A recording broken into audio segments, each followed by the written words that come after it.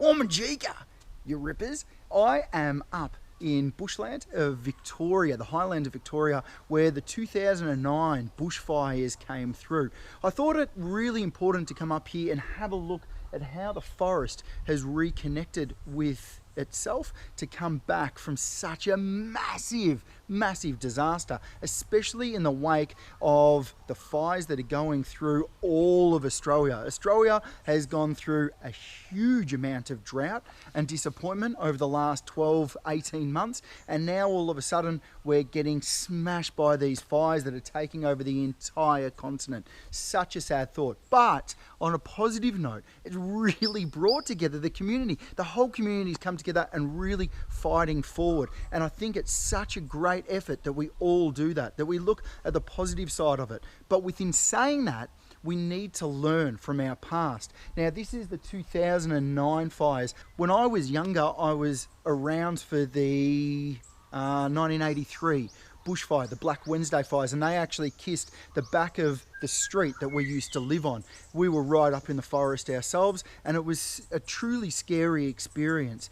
For these fires that are raging now, that are worse more than ever due to the drought that's going through and really making a huge impact to people's lives, not just human being lives, but also to the wildlife that we have out there. A lot of wildlife that our community has spent a lot of time and money in trying to resurrect, to bring back into fruition, trying to get a lot more native animals back up and going onto their own 2 feet again, rather than relying on zoos and places like that to try and bring back together those populations of, let's say, quolls, numbat, those kinds of things.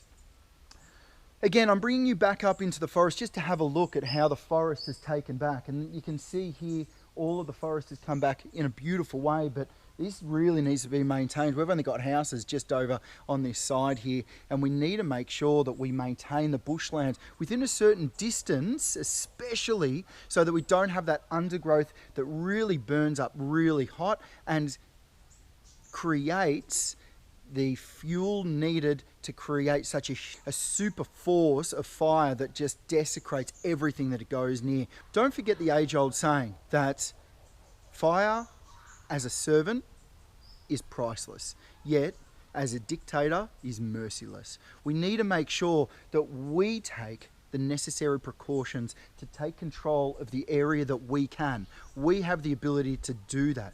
There's a lot of bushland that's been taken away from the general public and turned into national parks, and people have locked up gates and we can't go in there anymore.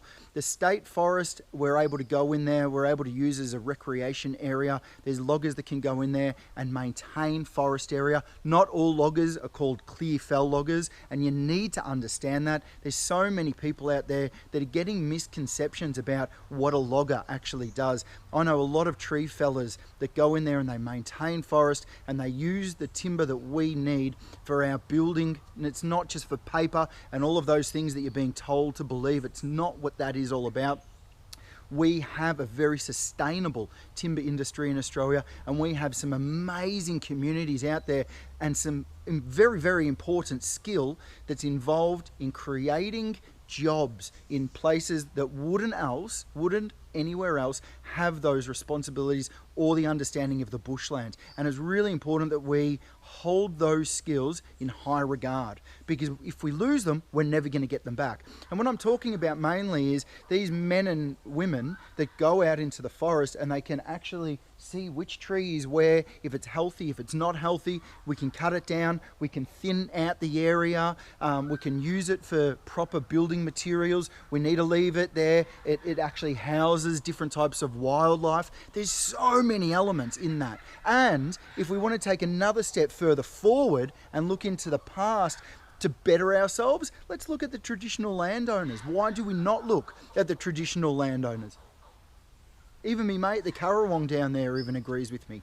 So if we can look at the past and learn from it and move to the future and create a better understanding for our generations to come, we've set the land, we've set the goal for the future industries to have somewhere better to go to. We don't want to take a forest like this and just leave it let it turn to waste, overgrowth, and then have another one of those hell of a fires to come through and burn almost our entire continent down. That's not going to maintain it. That's not going to be a smart way of going forward.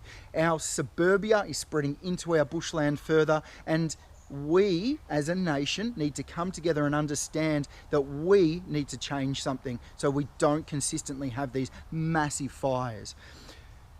I'm going to make another video just talking about eucalypt and fire, so please stay tuned for that if you're not sure about any of those ins and outs about eucalypts and fires. Thanks for watching. Any questions or queries about any of that, please flick it over and I'll answer it for you best I can whenever I can. Thanks for watching. Like always, stay unreal banana peels. I'll see you in the soup.